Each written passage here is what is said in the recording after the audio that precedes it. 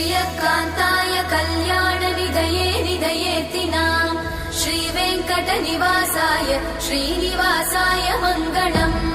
लक्ष्मी सविभ्रमालोक सुभ्रूविभ्रमचक्षुषे चक्षुषे सर्वलोकानां वेङ्कटेशाय मङ्गलम्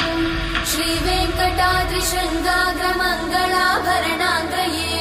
मङ्गलानां निवासाय श्रीनिवासाय मङ्गलम् सर्वावयव सौन्दर्य सम्पदा सर्वचेतसां सदा सम्मोहनायास्तु वेङ्कटेशाय मङ्गलम् नित्याय निरवध्याय सत्यानन्दचिदात्मने सर्वान्तरात्मने श्रीमद् वेङ्कटेशाय मङ्गलम् स्वतः सर्वविदे सर्वशक्तये सर्वशेषिने सुलभाय सुशीलाय वेङ्कटेशाय मङ्गलम्।